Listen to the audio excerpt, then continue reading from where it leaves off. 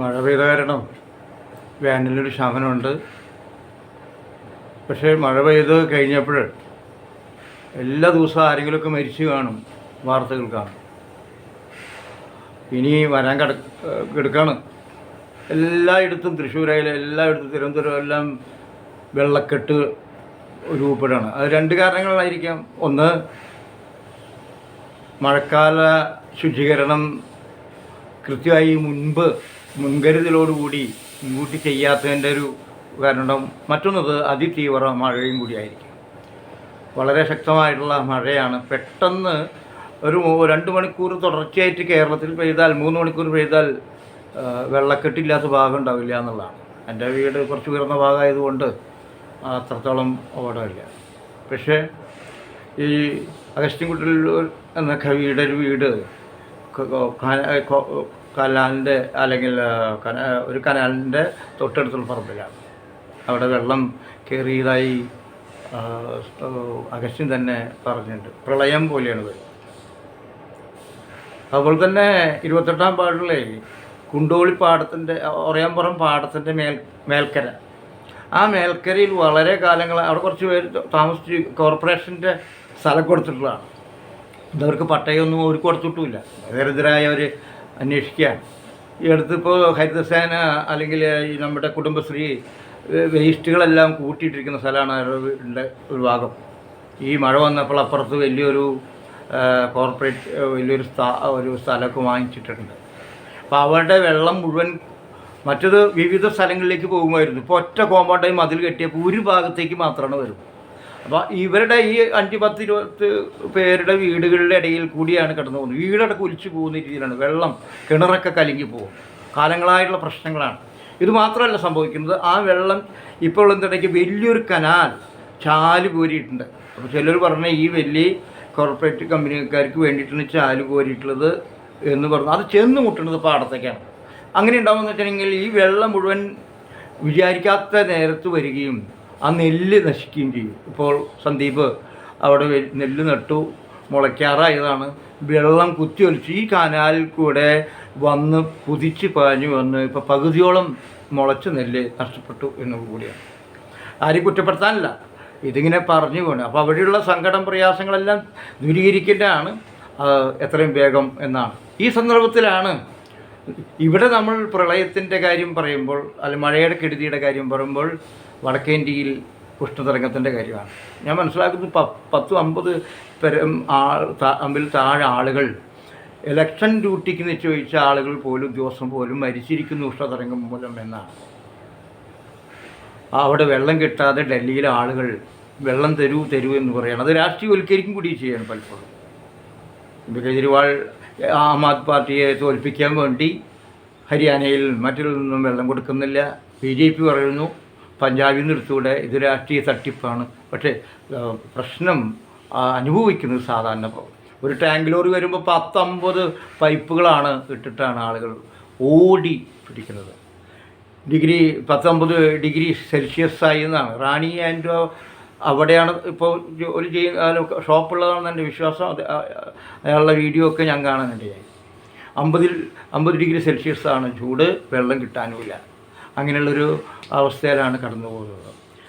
ഈ ചൂടിൻ്റെ കാലാവസ്ഥ പ്രകൃതിയിൽ സംഭവിക്കുമ്പോൾ തന്നെ ഇലക്ഷൻ്റെ കാലാവസ്ഥയിലും ഇലക്ഷൻ കഴിഞ്ഞോടി ഒരു മഴ പെയ്ത പോലെയാണ്. എങ്കിൽ പോലും എക്സിറ്റ് പോളുകളുടെ ഫലപ്രഖ്യാപനം വാസ്തവത്തിൽ ഇരു മുന്നണികളെയും, ഇന്ത്യ മുന്നണിയെയും NDAയെയും ഒക്കെ ഈ ശരിക്കും പറഞ്ഞാൽ ഉഷ്ണതരംഗത്തിൽ പെട്ടിരിക്കുക. ഭൂരിപക്ഷം എക്സിറ്റ് പോളും പറയുന്നത് NDA ജയിക്കും. ഒരു 300-350 അല്ലെങ്കിൽ ലേശം മാർജിൻ വ്യത്യാസം വിജയിക്കാൻ സാധ്യതയുണ്ട്. വളരെ അപൂർവം പേർ ഇന്ത്യ കൂട്ടായ്മയ്ക്കും ഗുണകരമായി ഭവിക്കുമെന്ന് പറയുന്നുണ്ട്. എന്തായാലും വളരെ നിർണായകമാണ്. എല്ലാവരും പണ്ടത്തെ പോലെ ആത്മവിശ്വാസം ആർക്കും ഇല്ല. ഇന്ത്യ മുന്നണിയെ സംബന്ധിച്ചിടത്തോളം എല്ലാം ലാഭകരമാണ്. ആ പഴയതൊന്നും മെച്ചപ്പെടും എങ്കിൽ. പക്ഷേ എല്ലാവരും ഭയത്തിലാണ് പലതരത്തിൽ. ചിലർ എക്സിറ്റ് പോൾ നടന്നാൽ മതി, അതുപോലെ ഉണ്ടായാൽ മതി എന്ന് പറയുന്ന BJPക്കാരും, എക്സിറ്റ് പോൾ അനുകൂലമായിട്ടുള്ള എക്സിറ്റ് പോളിൻ്റെ ഭാഗത്ത് ഇന്ത്യ മുന്നണിക്ക് എന്ന് പ്രതീക്ഷിക്കുന്ന ആളുകളും ഇല്ലാതില്ല. കേരളത്തിൽ 19 കോൺഗ്രസ്സിനും ഒന്ന്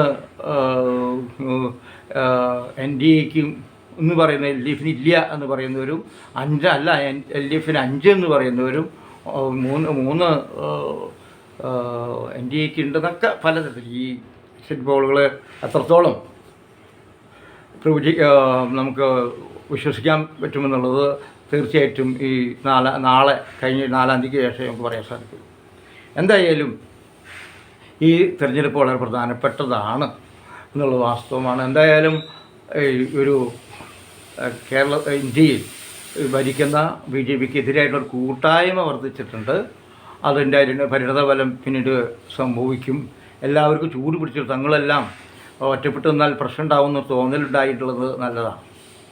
ഇപ്പം ആ തരത്തിൽ മാറ്റങ്ങൾ ഉണ്ടാകുമെന്ന് തന്നെ പ്രതീക്ഷിക്കുന്നത്. ഇപ്പോൾ കെജ്രിവാൾ ജാമ്യം തൻ്റെ സമയം കഴിഞ്ഞ് ജയിലിൽ പോയിരിക്കുക. ഈ ആം ആദ്മി പാർട്ടി ഡൽഹിയിൽ ജയിക്കുന്ന പക്ഷം അത് വലിയൊരു ഇന്ത്യ മുന്നണിക്കും വലിയൊരു ശക്തി നൽകുകയും ചെയ്തു. കർണാടകയിൽ BJP വരുന്നതാണ് പറയുന്നത്. പക്ഷേ നമ്മൾ മനസ്സിലാക്കുമ്പോൾ സംസ്ഥാന നിയമസഭയുടെ സമ്മേളനത്തിൻ്റെ അടിസ്ഥാനത്തിലാണെങ്കിൽ അങ്ങനെ സംഭവിക്കാൻ പാടില്ല. അതുപോലെ ബീഹാർ, മഹാരാഷ്ട്ര വളരെ പ്രധാനപ്പെട്ടതാണ്. മഹാരാഷ്ട്രയിലും ബീഹാറിലും മാറ്റങ്ങളുണ്ടായാൽ അത് ഒരു അതിജീവനത്തിൻ്റെ കഥയായി മാറും. ഞാൻ തൃശ്ശൂർ പോകുമ്പോൾ ഞാൻ നോട്ട് ചെയ്തിട്ടുണ്ട്, എല്ലാം പറയാൻ പറ്റിയെന്ന് വരില്ല കേട്ടോ.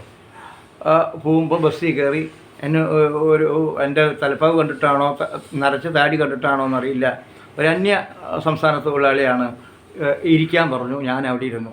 അദ്ദേഹം ഒരു തലയിൽ തൊപ്പി വെച്ചിട്ടുണ്ട്. കണ്ടാലൊരു മുസ്ലിം സുഹൃത്താണെന്ന് മനസ്സിലാവും. എന്നെ ഇരിക്കാൻ പറഞ്ഞുള്ള വാസ്തവമാണ്. അപ്പുറത്ത് ചോദിച്ചത് ബംഗാളി എന്നാണ്. അപ്പോൾ ഞാൻ ആകാംക്ഷയോടുകൂടി ഇപ്പോഴും ആലോചിക്കാറുണ്ട് എന്തുകൊണ്ടാണ് ഇത്ര കാലം അവിടെ ഭരിച്ച CPM-ന് നിലം തൊടാതിരിക്കുന്നത്, അതിജീവിച്ച് വരാൻ പറ്റാത്തത്. ഇതിനെല്ലാം അതിജീവിക്കാൻ ഒരു കരുത്ത് പ്രത്യയശാസ്ത്രപരമായിട്ടും സംഘടനപരമായിട്ടും ഉണ്ടായിരുന്നില്ലേ എന്നൊക്കെ ചോദ്യങ്ങൾ ഇപ്പോഴും ചോദിച്ചുകൊണ്ടിരിക്കുകയാണ്. പലപ്പോഴും CPM-ൻ്റെ ഓഫീസ് പോലും കയറാൻ ഭയമുള്ള ആളുകൾ ത്രിപുരയിലും ബംഗാളിലും ഉണ്ട് എന്നാണ് ഞാൻ മനസ്സിലാക്കുന്നത്. പല CPM-ൻ്റെ പ്രധാന നേതാക്കളും തൃണമൂൽ കോൺഗ്രസ്സിലേക്ക് ചേക്കേറിയെന്നും നമുക്കറിയാവുന്നതാണ്. ഞാൻ അവരോട് ചോദിച്ചു എങ്ങനെയുണ്ട് ഇലക്ഷൻ, എൻ്റെ ഹിറ്റാവുന്ന ഹിന്ദി, പണ്ട് NCCയിലുള്ളതുകൊണ്ട് ഹിന്ദി തോടമാലും എന്നൊക്കെ പറഞ്ഞുകൊണ്ട് അവർ സംസാരിക്കുകയും അമിതുമി ഭാഷി എന്ന ബംഗാളി ഈ ഞാൻ മൗണ്ടനും കോഴ്സിന് പോയപ്പോൾ Bhattacharya Bengali I love you എന്നാണ് അതിന് അർത്ഥം എന്ന് പറഞ്ഞ് അത് ഞാൻ എപ്പോഴും ഈ കമ്മ്യൂണിക്കേഷൻ ഉണ്ടാകാൻ വേണ്ടി പറയാറൊക്കെ ഉണ്ട്. എന്തായാലും അവർ തിരിച്ച് സംസാരിച്ചു പോയി. ഞാൻ പറയും മുസ്ലിം ഹിന്ദുവിൽ എപ്പോഴും അവിടെ ഉണ്ടോ, അത് അത്ര അധികം അപൂർവമുള്ളൂ. പക്ഷേ അപ്പോൾ ഞാൻ ചോദിച്ചു ഈ കേരളം എങ്ങനെയുണ്ട്? ഗംഭീരമായിട്ടുള്ള നല്ല നാടാണ്. ഇവിടുത്തെ ആളുകളും ഞാൻ പറയാതെ തന്നെ ഇവിടുത്തെ ആളുകളും നല്ല മനുഷ്യരാണ്, വളരെ സമ്മതിക്കണം. ഞങ്ങളുടെ നാട്ടിലൊന്നും ഇങ്ങനത്തെ റോഡുകളില്ല. ഗ്രാമങ്ങളിലെ റോഡുകളെല്ലാം കാശ് ഫണ്ടൊക്കെ നീക്കിക്കും, അത് ഇതിൻ്റെ ആളുകളൊക്കെ വെട്ടി തിന്നും. ഈ സാധാരണക്കാർക്ക് റോഡ് കൃത്യമായിട്ടും നല്ലതുണ്ടാവില്ല. അങ്ങനെ വെട്ടിപ്പിൻ്റെ ഒരു കാലത്താണ് തൃണമൂൽ കോൺഗ്രസ് നിലനിൽക്കുന്നത് എന്നും കൂടി പറയാൻ ഇടവന്നു. അപ്പോൾ ഞാൻ ചോദിച്ചു ബാക്കി എന്താണ്? അപ്പോൾ എൻ്റെ അടുത്തിരിക്കുന്ന മറ്റൊരു സുഹൃത്ത് പറഞ്ഞു BJP ഇവിടെ ശക്തമായി വരുന്നുണ്ട്, അതൊരു പുതിയൊരു കാഴ്ചയാണ്. CPM എന്ന് പറഞ്ഞപ്പോൾ CPM-ൻ്റെ കാലം കഴിഞ്ഞ പോലെയാണ്, അത് രക്ഷയില്ല, യാതൊരു സാധ്യത വളരെ കുറവാണ് എന്ന്. കോൺഗ്രസും തൃണമൂലും തമ്മിലുള്ള യുദ്ധം ഉണ്ടെങ്കിലും ഇതിൽ BJP-യുടെ സാന്നിധ്യം വളരെ പ്രസക്തമാണ്, വളരെ ആണ്. പക്ഷേ അവർ ചെയ്യുന്നത് അത്ര നല്ലതാണെന്ന് എനിക്ക് തോന്നുന്നില്ല. ഈ BJP കുറച്ച് ഈ യാഥാർത്ഥ്യം കൂടി അറിയാൻ സാധിക്കും. എപ്പോഴും ആലോചിക്കും എന്തുകൊണ്ടാണ് CPM ഈ തരത്തിലേക്ക് തിരിച്ചു വരാത്തത്. ഇതൊരു പാഠം ഉൾക്കൊണ്ടിട്ട് വേണം കേരളത്തിലെ CPM-ൻ്റെ സുഹൃത്തുക്കളൊക്കെ മുന്നോട്ട് നീങ്ങാൻ. ഇപ്പോൾ എക്സാലോജിക്കിൻ്റെ പ്രശ്നം വന്നപ്പോൾ ഇത്രയും കാലമില്ലാത്ത തോമസ് ഐസക്ക് പുറത്തേക്ക് വന്നിട്ടുണ്ട്. എത്ര കാലം തോമസ് ഐസക്കിനെ കൊണ്ടുപോൾക്ക് എന്തായാലും ഇതുവരെ മിണ്ടാതിരുന്ന ഗോവിന്ദൻ മാഷ് പറഞ്ഞിട്ടൊന്നും കാര്യമില്ല, സെക്രട്ടറി പറഞ്ഞിട്ടും കാര്യമില്ല. തോമസ് ഐസക്കിനെ പോലുള്ള ആളുകൾ പറഞ്ഞാൽ പോലെ ഡിഫെൻഡ് ചെയ്യാൻ പറ്റുള്ളൂ ഇത് കോടിയേരി ബാലകൃഷ്ണൻ്റെ മകൻ്റെ സമയത്ത് നമുക്ക് തോമസ് ഐസക്കിനൊന്നും കിട്ടിയില്ല. ഇപ്പോൾ വന്നിട്ടുണ്ട്. ഒരുപക്ഷെ വി എസിൻ്റെ കാലത്ത് പ്രയാസം വന്ന സമയത്ത് വി എസിന് ഒതുക്കാനൊക്കെ തോമസ് ഐസക്കും അതുപോലെ തന്നെ നമ്മുടെ MA ബേബി പിന്നെ ആലപ്പുഴയിലത്തെ സിംഹമൊക്കെ കൂടെ ചേർന്നല്ലോ. പിന്നീട് അവരെ വേണ്ടാണ്ടായി. ഈ അടുത്ത കാലത്തൊന്നും തോമസ് ഐസക്കിനൊന്നും യാതൊരു ശ്രദ്ധിക്കപ്പെടാവുന്ന രീതിയിൽ പോലും കൊള്ളില്ല. അല്ലെങ്കിൽ ആസൂത്രണ കമ്മീഷനൊക്കെ ചെയർമാനാക്കാൻ പറ്റും. എന്തായാലും ഇപ്പോൾ പരിഹരിച്ച് കൊടുത്തിട്ടുണ്ട്. ആർക്ക് വേണ്ടി? വീണാ വിജയൻ്റെ കാര്യം പറയാൻ വേണ്ടിയിട്ട്.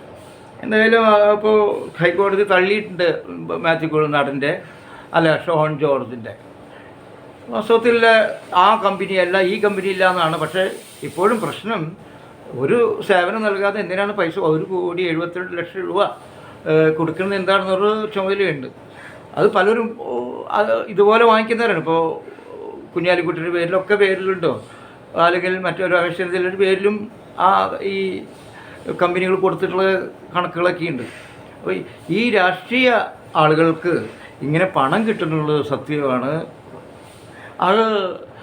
അത് ഒറ്റപ്പെട്ട സംഭവം ഒന്നുമല്ല വാസ്തവത്തിൽ. ഇപ്പോൾ മദ്യത്തിൻ്റെ കാര്യത്തിലാണല്ലോ കെജ്രിവാൾ ഇപ്പോൾ അറസ്റ്റിലായിട്ടുള്ളത്. നയം മാറ്റിയതോടെ അവിടെയും കെജ്രിവാൾ സംശയത്തിൻ്റെ മുൾമുനയിലാണ് വാസ്തവത്തിൽ. ഇവിടെ ഇപ്പോൾ ഈ ബാർ അസോസിയേഷൻ്റെ ഒരാളുടെ സംസാരം പുറത്തേക്ക് വന്നിരിക്കുകയാണ്. ഇതുപോലെ തന്നെയാണ് നമുക്ക് മാണിയുടെ ഒരു കാലത്തുണ്ടായിരുന്നത്. അപ്പോൾ അത് ബിജു രമേശായിരുന്നു വെച്ചിട്ടുണ്ടെങ്കിൽ വേറൊരാളാണ്. ഈ പൈസ കളക്ട് ചെയ്തിരിക്കുന്നു, കൊടുക്കണം. ഇത് സ്വാഭാവികമാണ്. ഇതിലിപ്പോൾ അതിശയമൊന്നുമില്ല. ബാറുകാർ നിലനിൽക്കണമെങ്കിൽ ഇങ്ങനെ രാഷ്ട്രീയക്കാർക്ക് വലിയ ഹ്യൂജ് എമൗണ്ട് കൊടുത്തിരിക്കണം. ഏറ്റവും എളുപ്പത്തിൽ ഈ ഫണ്ട് റൈസ് ചെയ്യാൻ പറ്റും ബാറുകാരിൽ നിന്നാണ്. എൻ്റെ പരിചയമുള്ള പല ഇടതുപക്ഷ നേതൃസ്ഥാനീയരായിട്ടുള്ള ആളുകളും ബാറിൻ്റെ ഉടമസ്ഥരായിട്ടുണ്ട്. ഇപ്പോൾ ഇടതുപക്ഷത്തിൻ്റെ ബാറിൻ്റെ ഉടമസ്ഥർ എന്ന് പറയുമ്പോൾ നമ്മുടെ സ്ഥാനാർത്ഥിയുടെ പേര് ഞാൻ മറന്നു, പെട്ടെന്ന് ഓർമ്മകൾ വരുന്നില്ല. അയാൾക്ക് ബാറുണ്ടായിരുന്നതാണ് അരൂർ. അപ്പോൾ ബാറ് ഒഴിഞ്ഞോന്ന് എനിക്കറിയില്ല. അപ്പോൾ ഇതെല്ലാ രാഷ്ട്രീയക്കാർക്കും ബാറും പരിപാടികളൊക്കെ ഉണ്ട്. അതാണ് എൻ്റെ വാസ്തവം. അപ്പോൾ ഇത് സത്യമാണ്. ഇത് ബാറ് പഠിക്കും, കാശ് കൊടുക്കണം ഒക്കെയാണ്. ഇപ്പോൾ എൻ്റെ സുഹൃത്തൊരു പയ്യൻ കള്ള് ഷാപ്പുണ്ടായിരുന്നു. അവൻ നല്ല കള്ള് കൊടുക്കണം എന്ന് ആഗ്രഹിക്കുന്ന ഒരാളായിരുന്നു. അതിനെ കൂട്ടാൻ വേണ്ടി എത്രയോ കാശ് ചോദിക്കലും പിടിക്കലൊക്കെ ഉണ്ടായിരുന്നു എന്ന് എനിക്ക് നേരിട്ടറിയാവുന്ന കാര്യമാണ്. അപ്പോൾ ഈ മദ്യവുമായി ബന്ധപ്പെട്ട് ഉണ്ടാകുമ്പോൾ ഇങ്ങനെയൊക്കെ പണം ശേഖരിക്കുകയും കണക്കില്ലാത്ത നമ്മളൊരു ഓർമ്മകളിപ്പം പോവുകയാണ്. മാസം സത്യനേശൻ അല്ലേ, ഈ അടുത്ത് ജാമ്യമൊക്കെ കിട്ടി പാർട്ടി സെക്രട്ടറിക്ക് പൈസ മേടിച്ചൊരു കാര്യം പണ്ട് കാലത്ത് നമുക്കറിയാം. അപ്പോൾ അതിൻ്റെ ജയിലിൽ അയാൾ പുറത്തേക്ക് പോയി SNDPക്കാർ മാലിട്ട് സ്വീകരിച്ചു എന്നാണ് ഞാൻ മനസ്സിലാക്കുന്നത്. അപ്പോൾ ഈ മദ്യം ഇതൊക്കെ തുടങ്ങാൻ കാരണം ഇത്ര സന്തോഷിക്കാൻ അല്ലെങ്കിൽ ആവേശം ഉണ്ടാക്കുന്ന ഈ ഫണ്ട് വരുന്നതാണ്. ഈ ഫണ്ട് പാർട്ടിക്ക് കിട്ടും, വ്യക്തിക്കും കിട്ടും എന്നുള്ളതാണ്. അതുകൊണ്ടാണ് ഇപ്പോൾ ഇവിടെ ഈ നടത്തുള്ള ശരിക്കും ഇങ്ങനൊരു ഫണ്ട് ഈ രമേശ് ആളുടെ പ്രഖ്യാപനം മൂലമാണ് കഴിഞ്ഞ പ്രാവശ്യം വലിയ സമരം ഉണ്ടാവുകയും നോട്ടടി യന്ത്രമുണ്ടെന്ന് പറയുകയൊക്കെ ഉണ്ട്. പിന്നെ ഇതിനേക്ക് വലിയ തമാശ വല്ലതും ഉണ്ടോ? അവിടെ സമരം ഇരിക്കുന്നു, രാപ്പകൽ സമരം ഇരിക്കുന്നു, അതെല്ലാം അങ്ങോട്ട് അഡ്ജസ്റ്റ്മെൻറ്റ് സമരമാണെന്ന് നമ്മുടെ തിരുവഞ്ചൂരും നമ്മുടെ ജോൺ ബ്രിട്ടാസും ഒക്കെ ഇതിലിടപെട്ടുകൊണ്ട് സംസാരം മറ്റൊക്കെ ഉണ്ടായെന്ന് നമ്മൾ കേട്ടിട്ടുണ്ടാവും. രാപ്പകൽ സമരമായിരുന്നു. അപ്പോൾ പിന്നീട് അവർ ദൈവങ്ങളായി. ഇത് മാണിയുടെ പുത്രൻ തന്നെ ഇടതുപക്ഷത്തിൻ്റെ ആളായി മാറി. ഇപ്പോൾ കോഴ വിവാദമൊന്നും ഇല്ലാണ്ടായി, നോട്ടടി യന്ത്രത്തിൻ്റെ പ്രശ്നങ്ങളില്ല. ഇത് ഒരു പരിഹാസ്യമാണ്.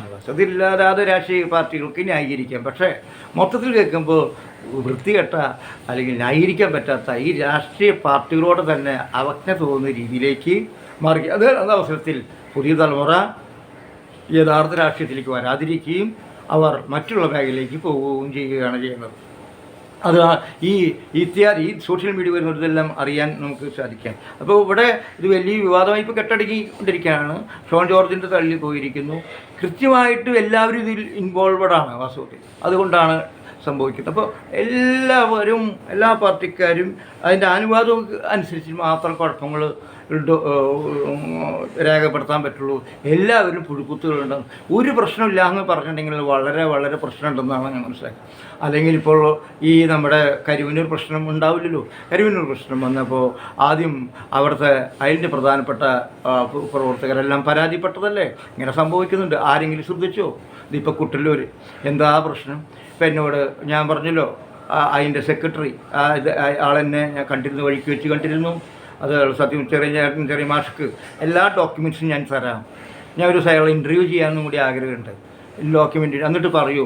ഞാനത് ആദ്യം സൂചിപ്പിച്ചാണ്. എന്നെ ഒരു ദിവസം AC ഓഫീസിൽ വന്നു കൊണ്ടുപോയി വിളിപ്പിച്ചിട്ട് KP പോള് എന്നെ ഭീഷണിപ്പെടുത്തുകയും എന്നെ വല്ലാത്ത രീതിയിലാണ് അരുത്. കണ്ടംകുളത്തി വളരെ മയ്യത്തിൽ എന്നെ ഒഴിഞ്ഞിരുത്തുകയും ചെയ്തു. KP പോൾ എന്നെ വല്ലാത്തൊരു രണ്ടുപേരും കൂടി എന്നെ ഭയപ്പെടുത്തി കളഞ്ഞു. അതിൻ്റെ അടിസ്ഥാനത്തിലാണ് ഇപ്പോൾ ഞാൻ മറ്റൊരു ഞാൻ നേരത്തെ പറഞ്ഞ ജയശ്രീ എന്നുള്ളൊരു പെൺകുട്ടിയും ഇന്ന് ഇടതുപക്ഷത്തിൻ്റെ പ്രധാനപ്പെട്ട വീട്ടിലത്തെ കുട്ടികളാണ്. ഇയാൾ കോൺഗ്രസിൻ്റെ എൻ്റെ ഒരു പ്രവർത്തൻ്റെ മകനാണെങ്കിലും ഇയാളിലെ ഇടതുപക്ഷ മനസ്സുള്ളൊരു പയ്യനാണ്.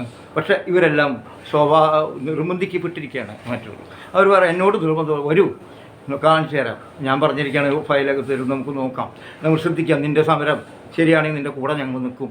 ഇടതുപക്ഷമാണെന്ന് നോക്കിയിട്ട് ചെയ്യാൻ ഇത് ശരിയായിട്ടുള്ളതാണ്. ഇതെന്തുകൊണ്ടാണ് സംഭവിക്കുന്നത് നമ്മളുടെ ഒരു എസ്റ്റാബ്ലിഷ്മെൻ്റ് ആകുമ്പോൾ ഏത് സ്ഥാപനവും നശിച്ചു എന്നുള്ളത് തന്നെയാണ് അതിൻ്റെ വാസ്തവം. ഇതിപ്പോൾ ഒറ്റപ്പെട്ട സംഭവമാണെന്ന് ഞാൻ പറയാൻ പറ്റില്ല. നോക്കൂ, ഇപ്പോൾ KP യോഹന്നാൻ മുതൽ മോദി വരെയുള്ള കാലങ്ങൾ നോക്കിയപ്പോൾ അദ്ദേഹം ധ്യാനം ചെയ്യല്ലേ ഇരിക്കുന്നത് കണ്ടില്ല. എന്തെല്ലാം ചപ്പടാച്ചികളാണ് നമ്മുടെ ഇടയിൽ ഉണ്ടാവുന്നത്. അപ്പോൾ എന്തെല്ലാം ചപ്പടാച്ചികൾ അത് വിറ്റുപോകുമെന്നാണ് ഒരു മതത്തിൻ്റെ പേരിൽ പറഞ്ഞാൽ. അത് വിവേകാനന്ദ പറയിൽ വിവേകാനന്ദ ഇരുന്ന അത് തമ്മിൽ എന്ത് അന്തരാണെന്ന് നോക്കൂ. എന്നിട്ട് അവിടെ എല്ലാ സെറ്റിട്ടിട്ട് എല്ലാ ക്യാമറകളുടെ മുന്നിലും ഇരുന്ന് ഒരു ദ്രാക്ഷൻ ചുട്ടി ചെയ്യുക. മറുഭാഗത്ത് ഈ സന്യാസും മുസ്ലിമുകളുടെ ക്കെതിരായിട്ട് ഹിന്ദുക്കളുടെ മാലൊക്കെ കഴുത്തിൽ താലി പിടിച്ച് ഉറങ്ങിയോളോ അല്ലെങ്കിൽ പിടിച്ചു കൊണ്ടുപോകും, അവർക്ക് കൊടുക്കുമെന്ന് പറയാൻ യാതൊരു മടിയില്ലാത്ത ആൾ സന്യാസം. അപ്പോൾ സന്ദീപാനന്ദഗിരി എന്നൊരു ഫേസ്ബുക്ക് ഇട്ടത് ഈ ധ്യാനത്തിൻ്റെ കുറിച്ചിട്ട്. ദുർധ്യാനം എങ്ങനെയാണ്? അത് തൻ്റെ താല്പര്യങ്ങളല്ലാതെ മറ്റുള്ളവർക്ക് വേണ്ടി ഗുണത്തിന് വേണ്ടി ധ്യാനിരിക്കുമ്പോഴാണ് ധ്യാനമാവുന്നത്. മറിച്ചത് അവനവൻ്റെ വേണ്ടി ചെയ്യുമ്പോൾ കപടത്തിൻ്റെ ആളുകളായിട്ട് മാറുന്നെന്ന് സൂക്തങ്ങൾ ഉദ്ധരിച്ചുകൊണ്ട് പറയുകയാണ്. ഈ അടുത്ത കാലത്താണ് ഒരാൾ പറഞ്ഞ് വളരെ രസകരമായി തോന്നി. ഇത് മെഡിറ്റേഷനല്ല, മീഡിയ അറ്റൻഷനാണ് എന്നാണ് പറഞ്ഞത്. ഇതിനിടയിലാണ് ഗാന്ധിയെക്കുറിച്ചും പറയുന്നത്. അറ്റംബറിൻ്റെ ഗാന്ധി എന്ന സിനിമ കണ്ടപ്പോൾ ലോകം അറിഞ്ഞു പഠിക്കും. ഇദ്ദേഹം ചില കാര്യങ്ങൾ കുറച്ചും കൂടി ബുദ്ധിപരമായിട്ട് പെരുമാറാൻ തനി കോമാളിയായി പോകും. വാസ്തവത്തിൽ ലോകത്തിൻ്റെ മുന്നിൽ ഇന്ത്യയെക്കുറിച്ചൊരു സങ്കല്പമുണ്ട്. അപ്പോൾ ഒരു കൂട്ടർ വളരെ ഗംഭീരമായിട്ട് അത് സംസാരിച്ചിട്ടുണ്ടായിരുന്നു. അത് ജോസഫ് ആൻ്റണി എന്നൊരു ആളാണ് എഴുതിയിട്ടുള്ളത്. അദ്ദേഹം പറഞ്ഞു ഇങ്ങനെയാണ്: മാർട്ടിൻ ലൂതർ കിങ്ങിനെ നോക്കി അമേരിക്ക വിളിച്ചു ഗാന്ധി എന്ന്. ജോമോ കെനിയാറ്റയെ നോക്കി കെനിയ വിളിച്ചു ഗാന്ധി എന്ന്. കാവി എൻക്രൂമയെ നോക്കി ഘാന വിളിച്ചു ഗാന്ധി എന്ന്. കഗാവയെ നോക്കി ജപ്പാൻ വിളിച്ചു ഗാന്ധി. അറിയ രത്നയെ നോക്കി ശ്രീലങ്ക വിളിച്ചു ഗാന്ധി എന്ന്. ജെറാൾഡ് ഫിഷറിനെ നോക്കി ജർമ്മനി വിളിച്ചു ഗാന്ധി എന്ന്. ഡിജിറ്റൽ ഇന്ത്യക്കാരൻ ഗാന്ധിയെ തിരിച്ചറിയാൻ സിനിമ ടിക്കറ്റ് എടുത്ത് കാത്തിരിക്കുന്നു എന്ന് പറഞ്ഞുകൊണ്ട് വളരെ ആശാവകാശത്തിൽ അവതരിപ്പിച്ചിരിക്കുന്നു. ഇത് വാസ്തവത്തിൽ ഗാന്ധിയുടെ ഉപദേശ കമ്മിറ്റി ശ്രദ്ധിക്കേണ്ടതാണ്. അദ്ദേഹം എത്രത്തെ മോശക്കാരനാക്കരുത്. വാസ്തവത്തിൽ ഇയാൾ ലോകത്തിന് മുന്നിൽ നാണക്കേടാവും. വിഡ്ഢിത്തരങ്ങൾ പറഞ്ഞ്, ഈ അസമ്മതങ്ങൾ പറഞ്ഞ്, പച്ചവർഗീയത പറഞ്ഞ് ഒക്കെ ഈ ഭാരതത്തിൻ്റെ യശസ് കളയാതിരിക്കാൻ കൂടി ശ്രമം നടത്തും. 4 വോട്ട് കിട്ടാൻ വേണ്ടി. ഒരു വാസ്തവത്തിൽ ഇപ്പോൾ മോദി ചെയ്തൊരു ചേരിചേരാ നയം തന്നെയാണ്, വേറെ രീതിയിലുള്ള ചേരിചേരതയാണ്. ഇപ്പോൾ ഇസ്രയേലിൻ്റെ സഹായം സ്വീകരിക്കുന്നു, ഇറാനിൻ്റെ തുറമുഖത്തിൻ്റെ പ്രയോജനപ്പെടുത്തുന്നു. ഉക്രൈന് വേണ്ടി പിന്തുണയ്ക്കുന്നു, റഷ്യയിൽ നിന്ന് എണ്ണ വാങ്ങുന്നു. ഒരു തരത്തിൽ ചേരിചേരാനാണ്, വേറൊരു തരത്തിലുള്ള വെർഷനാണത്. വാസ്തവത്തിൽ ചേരിചേരാനായ ഇപ്പോൾ ആവശ്യകതയാണ്. ആര് തെറ്റ് ചെയ്താലും എതിർക്കുക എന്നുള്ളത്. അവിടെ പലസ്തീനത്തിൻ്റെ ഇതിൽ ആരാണ് തെറ്റ് ചെയ്യുന്നത് അവരെ എതിർക്കണം. ആ തരത്തിലാണ് നിലപാട്. ഇത് നമുക്ക് ആവശ്യങ്ങൾക്ക് വേണ്ടി സൂത്രങ്ങൾ ഉപയോഗിക്കുന്നൊരു വലിയൊരു അഭിനയ കസർത്ത അല്ല ചേരിചേരുന്ന നോൺ അലൈൻമെൻറ്റ് പോളിസി എന്ന് പറയുന്നത്. അത് ഒരു നോൺ അലൈൻമെൻറ്റ് പോളിസിയാണ് ഇപ്പോൾ നടപ്പാക്കുന്നത്. ഇപ്പോൾ എന്തെങ്കിലും സൗദി അറേബ്യയിൽ ക്ഷേത്രം പണിതുന്നു, ഇറാൻ്റെ തുറമുഖത്ത് പോകുന്നു, ഇറാൻ്റെ പ്രസിഡന്റ് മരിച്ചപ്പോൾ ഇവിടെ ദുഃഖ ആചരണം നടത്തുന്നു, ആൾമാർ ഗാന്ധിയുടെ ചൂലെടുക്കുന്നു, ഗാന്ധിയുടെ ഫോട്ടോ വെച്ച് ചറക്ക് തിന്നുന്നു.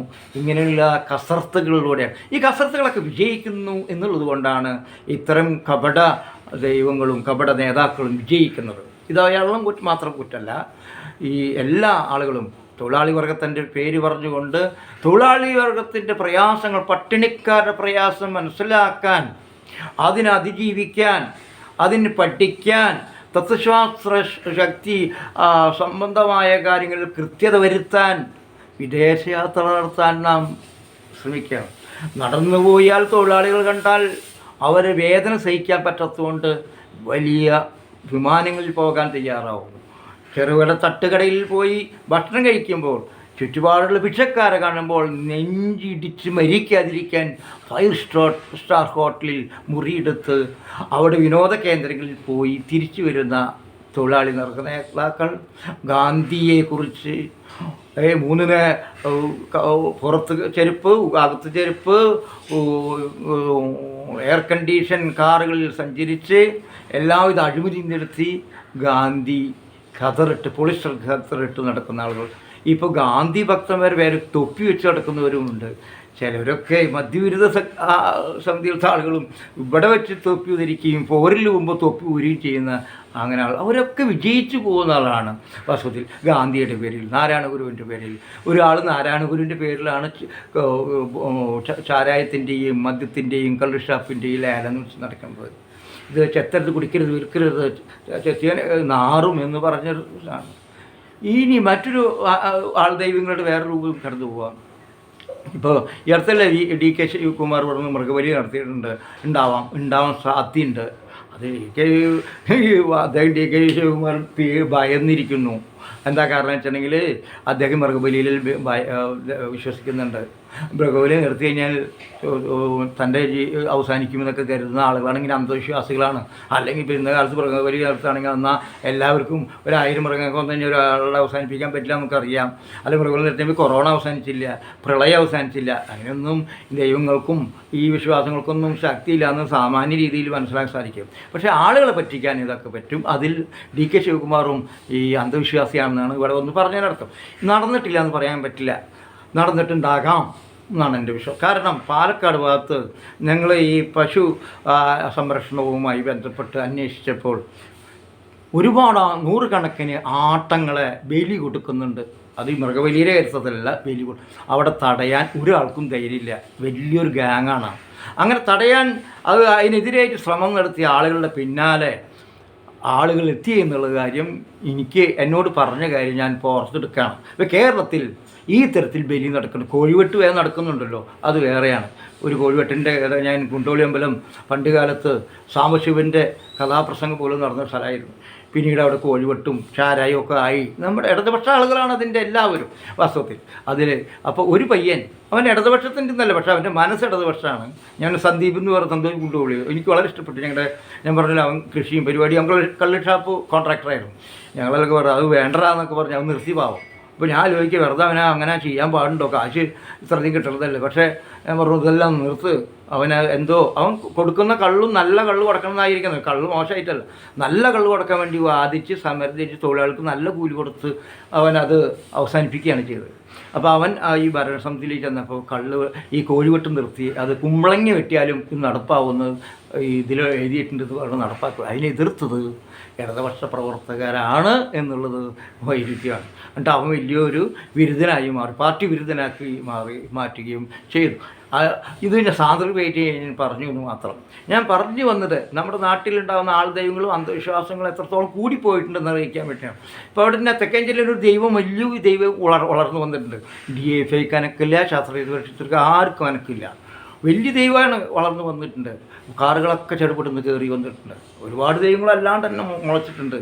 ഈ പുരോഗമന ശക്തി പ്രാപിച്ച എന്ന് വിശ്വസിക്കുന്ന സ്ഥലത്ത് എല്ലാവരും കുടുംബത്തിലും ഓരോ ക്ഷേത്രങ്ങൾ വന്നിരിക്കുക. അതിൻ്റെ ചുറ്റിപ്പറ്റലാണ് നമ്മുടെ ഇടതുപക്ഷ പ്രവർത്തകർ.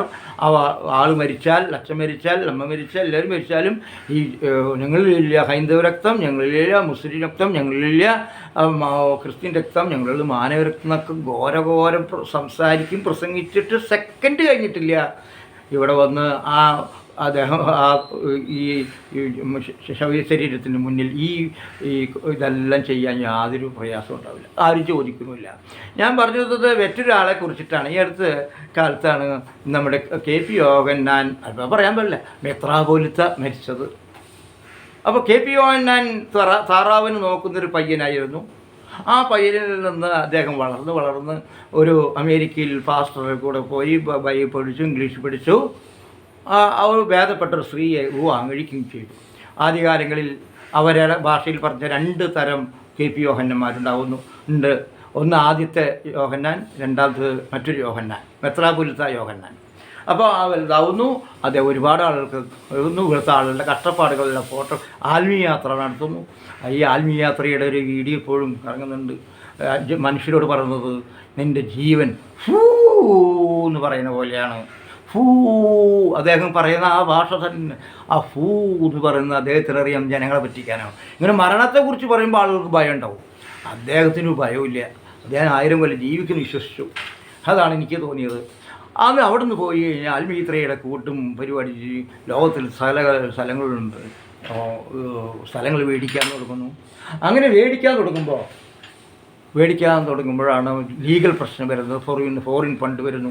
ഇവിടുത്തെ 10 പേരുടെ ട്രൗസറില്ലാത്ത ആളുകളെയും നെഞ്ച് ഉരുട്ടിയ ആളുകൾ ഫോട്ടോ എടുക്കുന്നു. മറ്റുള്ളവർ കണ്ടെത്തറിയധികം പേരുണ്ട്. അതിൻ്റെ വേറൊരു മാധ്യമ പ്രവർത്തകൻ 10,000 പേരുള്ള ആകെയുള്ളത് ഒരു 60,000 പേരുണ്ടെന്ന് കൊണ്ട് കാണിച്ചു കൊടുത്തു. അങ്ങനെ അവിടെയുള്ളവർ ഏഷ്യ ഫോർ ഗോഡ് എന്നാണ് കാണിച്ചിട്ടുള്ളത് അല്ലേ. അപ്പോൾ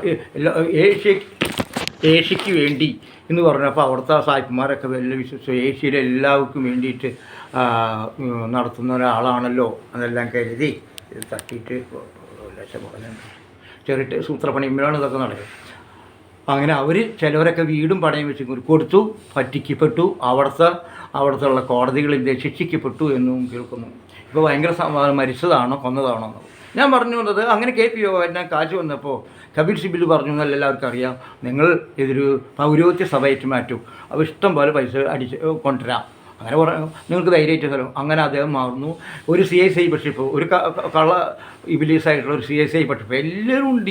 ഈ അടുത്തുള്ള 2 ബിഷപ്പ്മാരെ സസ്പെൻഡ് ചെയ്തവർ നല്ലവരാണോ എന്നുള്ളത് വെച്ചാൽ വേറെ കാര്യം. ആ ബിഷപ്പ് CSI ബിഷപ്പ് സ്ഥാനം കൊടുക്കുന്നു, മെത്രാപ്പൊലീത്താക്കുന്നു. പിറ്റേ ദിവസം അന്ന് 4 മണിക്ക് ഉച്ചരിച്ച് CSI ബിഷപ്പ് റിട്ടയർ ചെയ്തു പോയി. പിന്നെ മെത്രാപ്പൊലീത്തയായി. ഇപ്പോൾ പത്രത്തിൽ മെത്രാപ്പൊലീത്ത കാലം ചെയ്തു എന്നാണ് പറയുന്നത്. മറ്റാണെങ്കിൽ പാസ്റ്റർ കാലം ചെയ്തു എന്ന് പറയില്ല. അങ്ങനെ കോടാനുകോടി ആരാ പറഞ്ഞ പോലെ എല്ലാ സംസ്ഥാനങ്ങളും റെയിൽവേ സ്റ്റേഷനിലോടത്തൊക്കെ എനിക്ക് സ്ഥലം വേണമെന്നാണ് അദ്ദേഹത്തിൻ്റെ ആഗ്രഹമായിരുന്നു. അതുവരെ ഏതാണ്ട് നടന്നിട്ട് ഇപ്പോൾ ഓരോരുത്തരുടെ കയ്യിലാണ്. ഇപ്പോൾ ആരെ കൊന്നു എന്ന് പറയുന്നു. എന്തുകൊണ്ടാണ് ഇങ്ങനെയുള്ള പറ്റിക്കപ്പെടുന്നത്? ഈ സൂത്രങ്ങൾ ചെയ്യുന്നത്. അദ്ദേഹത്തിൻ്റെ പുസ്തകം ഇറക്കാൻ കുറേ പേരെ ഏൽപ്പിക്കുന്നു. അവർ അനുസ്മരണം ഗംഭീരമായി എഴുതുന്നു. ലോകത്തിൽ വെച്ച് എല്ലാ തകഴിയേക്കാൾ വലിയ എഴുത്തുകാരാണെന്ന് ഒരു കൂട്ടർ എഴുതുന്നു. ഇങ്ങനെ പർവ്വതീകരിച്ച് ബിലീവേഴ്സ് ചർച്ചാക്കി മാറ്റി, വലിയ കോടീശ്വരമായ ലോകമാക്കി മാറ്റി അദ്ദേഹം എല്ലാവരും സ്വാധീനിച്ചു. ആരൊക്കെ എതിർക്കുന്നു അവരെ മുഴുവൻ തൻ്റെ പാർട്ടിയിലാക്കുകയും അവർ ഓഫീസ് സെക്രട്ടറി ആക്കുകയോ മറ്റുള്ള പരിപാടി കൊടുക്കുകയോ ചെയ്യുന്നു.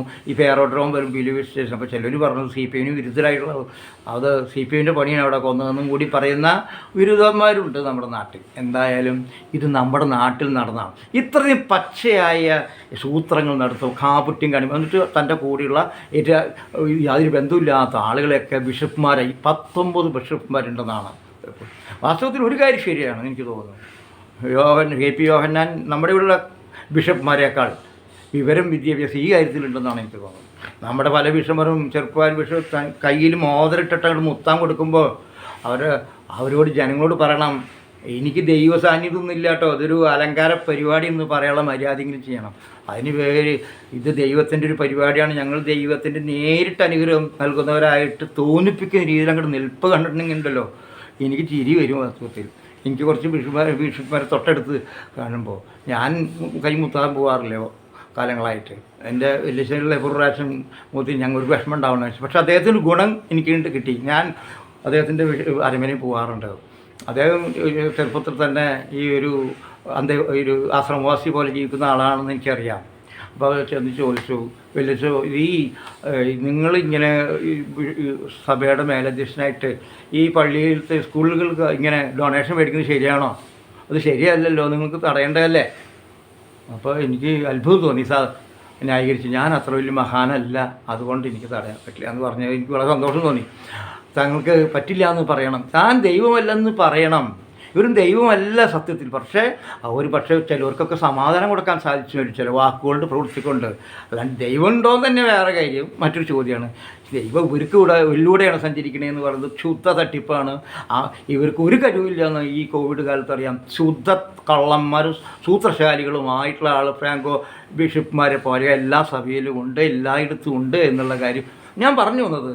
നമ്മുടെ നാട്ടിലത്തെ നവോത്ഥാന മൂല്യങ്ങൾ ഈ വേണ്ട രീതിയിൽ വളർന്നില്ലെന്ന് മാത്രമല്ല വേറെ തെറ്റായ ദിശയിലേക്ക് പോകുന്നു എന്നും കൂടി പറയാനാണ് ഞാൻ ഇതെല്ലാം സൂചന നൽകിയിട്ടുള്ളത്. ഈ അടുത്ത് ഞാൻ പറഞ്ഞ മതിഷാപ്പിൻ്റെ കാര്യം പറഞ്ഞപ്പോഴാണ് ഇന്നലെ വൈകുന്നേരം വീണ്ടും എന്നെ ഒരു വിളിച്ചത്. ഞാനിപ്പോൾ ഒരു സ്വാർത്ഥനായിക്കൊണ്ടിരിക്കുന്നു എന്നുള്ളതാണ്. പണ്ട് കാലത്താണെങ്കിൽ ഞാൻ ഫോൺ വിളിച്ചാൽ വിളിച്ച പക്ഷേ ഞാൻ എടുത്തുമുണ്ടാൽ പോയാനെ.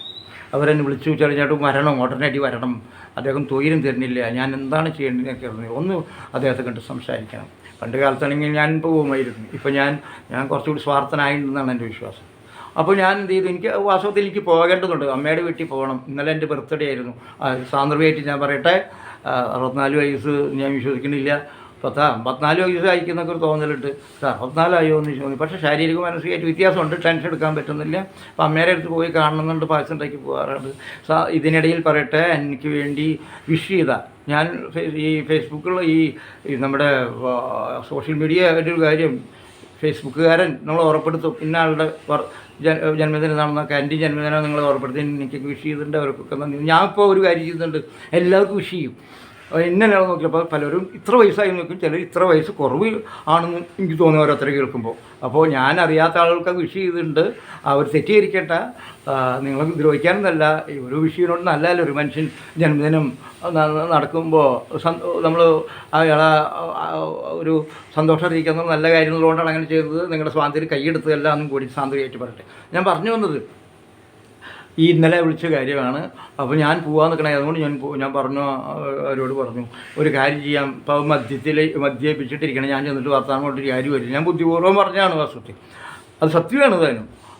രണ്ട് കാര്യമുണ്ട്. ഒന്ന്, മദ്യപിച്ച ആളുകളെടുത്ത് നമ്മൾ പോയാലേ അവർ സംശയരോഗമാണെങ്കിൽ വലിയ പ്രശ്നമാവും. സ്നേഹം കൊണ്ട് മിണ്ടിയില്ലെങ്കിൽ പിന്നെ അവർക്ക് ഇടി കൂടും, വർത്താനാവും. ഇയാൾ വന്നു പിടിക്കുമെന്ന് എന്നെ അല്പം സ്നേഹമുള്ള ആളാണ്, വിശ്വാസമുള്ള ആളോട് പറയില്ലായിരിക്കും. പക്ഷേ ആവശ്യമില്ലാത്തൊരു പ്രശ്നം ഉണ്ടാക്കണ്ടെന്നും കൂടി ഞാൻ ആ സമയത്ത് പറഞ്ഞിട്ട് കാര്യമില്ല, വീട്ടിൽ കയറൂല. പിറ്റേ ദിവസം പറയാം, ഇന്ന് പറയേണ്ടതാണ്, എനിക്ക് പോകാൻ പറ്റിയില്ല. അവർ പറഞ്ഞ് വിളിച്ചത് എനിക്ക് കിടന്നുറങ്ങാൻ പറ്റില്ല. അദ്ദേഹം കുടിക്കുമ്പോൾ മാത്രമേ കുഴപ്പമുള്ളൂ. കുടിച്ച് വന്നു കഴിഞ്ഞാൽ കാലത്തോട്ട് ഞാൻ കഴിഞ്ഞ വീഡിയോയിൽ പറഞ്ഞിട്ടുണ്ട്, എനിക്ക് അവർ ആത്മഹത്യയൊന്നും ഇപ്പോഴും പേടിയുണ്ട്. ഇയാൾ പറയുന്നത് കുടിച്ച് കഴിഞ്ഞ് കഴിയുമ്പോൾ നിന്നെ വെട്ടിക്കൊല്ലും, ഞാനും ആത്മഹത്യ എന്നാണ് പറയുന്നത്. ഒരുപക്ഷെ അവർ വെട്ടിക്കൊല്ലും, ആത്മഹത്യ ചെയ്താൽ പരോക്ഷമായിട്ടെങ്കിലും ഞാൻ കുറ്റവാളിയാവും.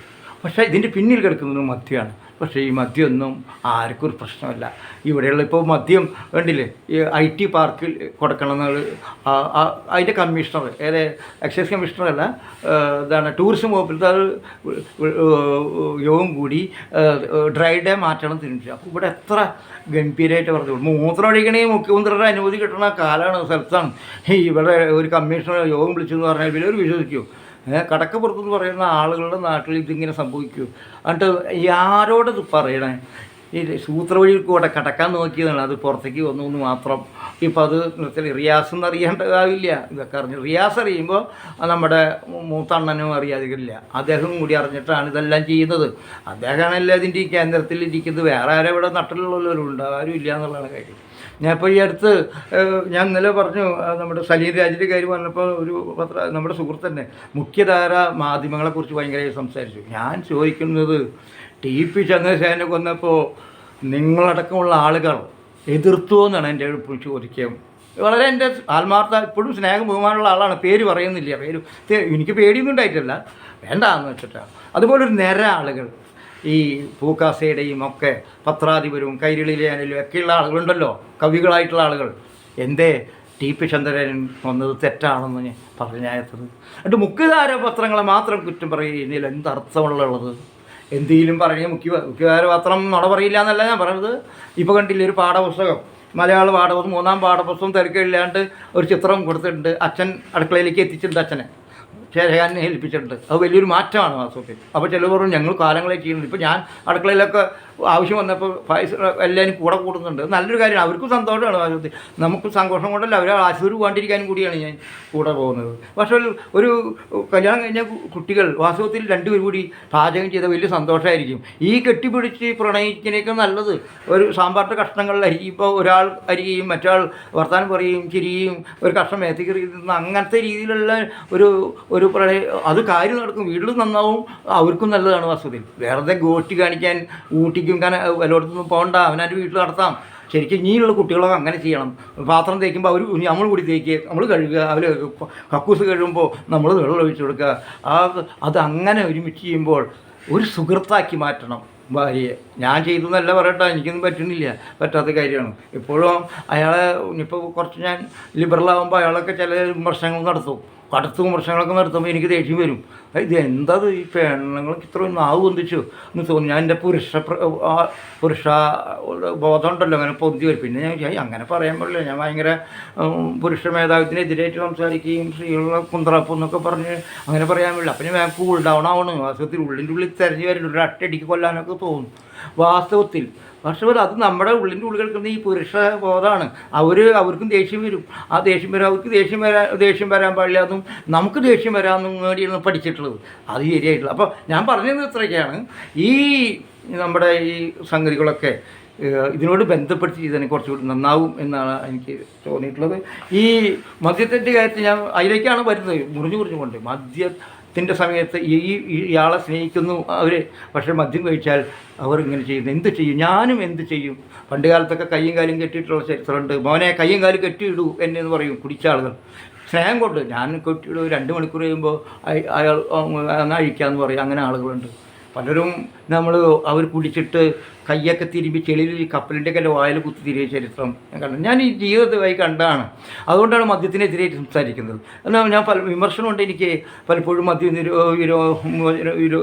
മരുന്നന്മാർ അത് ഒരു പക്ഷപാതത്തിൽ UDF ആണ് LDF ആണ് തന്നെ എല്ലാ കുറ്റക്കാർ എന്ന് പറയുന്നത് ശരിയല്ല എന്നായി പറയുക. UDF നിങ്ങൾ ഇടതുപക്ഷത്തിന് വിരുദ്ധമായി വോട്ട് ചെയ്യൂ എന്നൊരു നേതാവ് തൊപ്പിയേറ്റ നേതാവ് ഇടയ്ക്കിട്ട് പറയും UDFന് വോട്ട് ചെയ്യൂ, എന്നിട്ട് തോറ്റു. അപ്പോൾ എന്താണർത്ഥം? LDF ഈ ബാറും മുതലാളി പരിപാടി തുടങ്ങിയൊന്ന് അനുമതി കൊടുത്തു എന്നാവും അതിനർത്ഥം വരിക. അത് ഉണ്ടാവാണ്ടിരിക്കും. സമയം ഓടിക്കൊണ്ടിരിക്കുന്നുണ്ട്.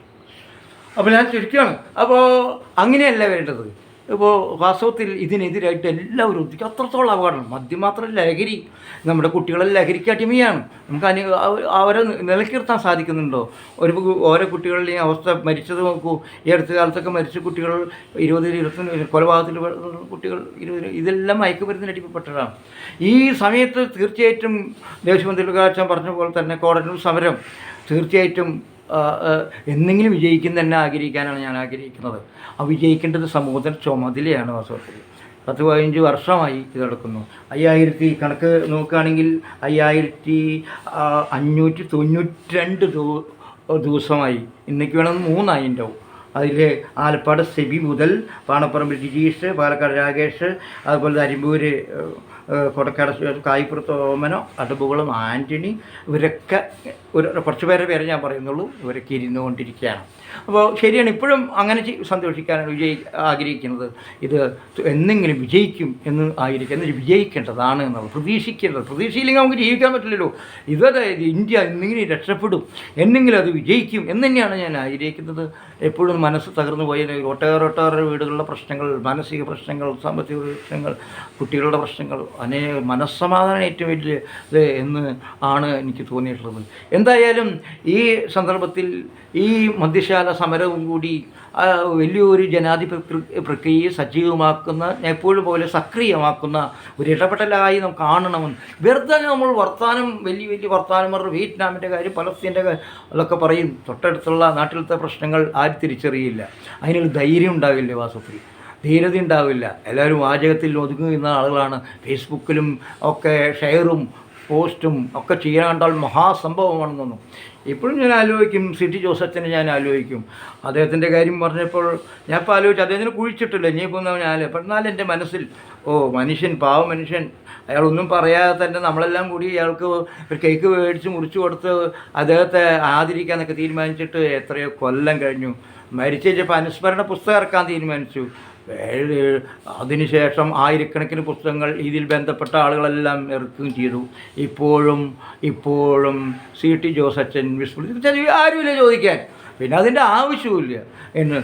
പക്ഷെ ആർക്കും പ്രയാസമൊന്നുമില്ല. ഒരു പരിപാടി ചെയ്യുമ്പോൾ വേറെ അനുസ്മരണം, ആ അനുസ്മരണത്തിന് പിന്നാലെ വേറെ അനുസ്മരണം, പുസ്തകങ്ങൾ. ആരെയും കുറ്റപ്പെടുത്തുന്നില്ല. ഞാനും ചെയ്തു, ഞാൻ ഒറ്റയ്ക്ക് ഞാൻ ചെയ്തില്ലല്ലോ. അപ്പോൾ ഞാൻ ഇപ്പോൾ പെട്ടെന്ന് ഇങ്ങനെ ഓർത്തുപോയി, നമ്മുടെ കാപട്യത്തിൻ്റെ ഒരു രീതി ഞാൻ പെട്ടെന്ന് ഓർത്തുപോയതാണ്. എനിക്കും കാപട്യം ഇല്ലാന്നല്ല പറഞ്ഞാൽ, കാപട്യം ഈഗോയിസ്റ്റായിട്ട് മാറുകയാണ് ഞാനിപ്പോൾ.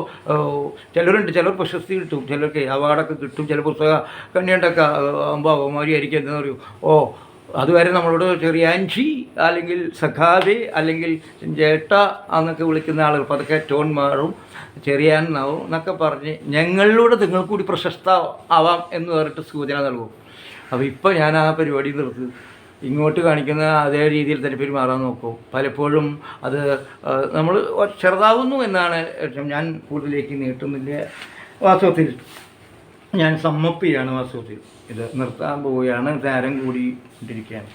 ഇപ്പോൾ ഇന്നത്തെ പേപ്പർ ഞാൻ പെട്ടെന്ന് ഓടിച്ച് വേണം എനിക്ക് പുസ്തകത്തെ ചിത്രത്തിൻ്റെ കാര്യം ഞാൻ പറഞ്ഞു. ശിവൻകുട്ടി മാത്രമല്ല, ഇന്ന് ഞാനൊരു കണ്ടത് ശിവൻകുട്ടി, ഒരു കുട്ടിയുടെ സൈക്കിൾ പോയി, ആ കുട്ടി ലെറ്റർ എഴുതി. ശിവൻകുട്ടിക്ക് ഭാഷ അറിയില്ല എന്നൊക്കെ പറയും. ഞാൻ ശിവൻകുട്ടിനെ കാണുന്നത് സംസ്ഥാന സെക്രട്ടറിയായി തൃശ്ശൂർ വന്ന് പ്രസംഗിച്ച ശിവൻകുട്ടിയുടെ ആ വാഗ്ധോരണിയാണ് എൻ്റെ മനസ്സിലുള്ളത്. ശിവൻകുട്ടിക്ക് മലയാളം അറിയാത്തതല്ല, ഇപ്പോൾ അസുഖബാധിതനാണെന്ന് എനിക്ക് പ്രധാനം ഒറ്റയ്ക്കുണ്ടെന്നോ വാസ്തവത്തിൽ. അതിന് ഭാഷയും എത്ര സംസ്ഥാനം ഉണ്ടെന്ന് അറിയാൻ അതിബുദ്ധിയൊന്നും വേണ്ട മനുഷ്യർക്ക്. പക്ഷേ കളിയാക്കുന്നവർ അങ്ങനെ പറയുന്നത്. പക്ഷേ ഇന്ന് ആ കുട്ടികളോട് പെരുമാറുന്ന രീതി കുട്ടി ഗംഭീരമാണ്. കുട്ടികളോട് സ്നേഹപൂർവ്വമായിട്ടാണ് പെരുമാറുന്നത്. ഇന്ന് കുട്ടിക്ക് ഒരു സൈക്കിൾ വാങ്ങിച്ചു. ഇതൊക്കെ നമുക്ക് ചെയ്യാവുന്ന കാര്യമാണ്. ഇത് ഈ അടുത്ത കാലത്താണ് അധ്യാപകൻ ഒരു കുട്ടിക്ക് സൈക്കിൾ, മാത്രമല്ല KSTA എത്രയോ കുട്ടികൾക്ക് വളരെ ഗംഭീര അധ്യാപകർ. എനിക്ക് പലപ്പോഴും അധ്യാപകരോട് ഒരു പുച്ഛം പലപ്പോഴും തോന്നാം. ഇങ്ങോട്ട് സംഭാവന മേടിക്കാനാണ് പല അധ്യാപകർക്ക് താല്പര്യം, അങ്ങോട്ട് കൊടുക്കുന്ന അധ്യാപകർ കുറവാണ്. ഞാൻ പലപ്പോഴും വഴക്കാവും വാസ്തവത്തിൽ. തങ്ങളുടെ താല്പര്യം സ്കൂളിൽ നന്നാവാൻ വേണ്ടി നടത്തുന്ന ഒരു പ്രക്രിയകളിൽ പാരവയ്ക്കുന്ന കുറേ അധ്യാപകർ എല്ലായിടത്തും കാണാം. അപ്പോൾ പലപ്പോഴും ഞാൻ പിൻവാങ്ങാണ് വാസ്തവത്തിൽ. ഇതിന്ന് എനിക്ക് സംഘർഷത്തിൽ പോകാൻ. എന്നാൽ നല്ല അധ്യാപകരുണ്ട്, അവരെ വെച്ച് പൊറുപ്പിക്കില്ല. പലപ്പോഴും അവരെ ഒറ്റപ്പെടുത്തുകയും നിങ്ങൾ മാധ്യമത്തിൽ ശ്രദ്ധ കിട്ടാൻ വേണ്ടിയാണ് എന്ന് പറയും. ഞാൻ ഇപ്പോൾ ഈ അടുത്ത് വലിയപ്പള്ളി സ്കൂളിൽ ഒരു ടീച്ചർ 1 ലക്ഷം രൂപ തുറന്നു കൊടുത്ത് ശേഖരിച്ച് പുതിയ യൂണിഫോമൊക്കെ വെച്ചു. ഞാൻ ടൈ കെട്ടണതിന് ഞാൻ എതിരേറ്റ് ഒരു ഷൂസ് ഇട്ടല്ല പുരോഗമനമെന്ന് ഞാൻ പറഞ്ഞു. പക്ഷേ അങ്ങനെ ചെയ്ത് കഴിഞ്ഞാൽ ചിലപ്പോൾ ടീച്ചർമാർ കണ്ടാ അവർ പ്രശസ്തി നേടാമെന്ന് പറഞ്ഞാൽ ആ കുട്ടി പിന്നെ ആ ടീച്ചർ പിന്നെ പ്രവർത്തിക്കാണ്ടാവും. അങ്ങനെ ഉണ്ടാവാതിരിക്കട്ടെ. അങ്ങനെ കുറേ ടീച്ചർമാരുണ്ട്. ഈ എല്ലാവിധ മാലിന്യങ്ങളും എല്ലായിടത്തും ഉണ്ട് എന്നുള്ളതാണ്. പലരും ഈ സ്കൂളിൽ നിന്ന് തന്നെ പുറത്താക്കേണ്ട കുറേ അധ്യാപകരും എല്ലാവരും ഉണ്ട്. എന്നാൽ ഇതുപോലെ നല്ല അധ്യാപകരും ഉണ്ട്.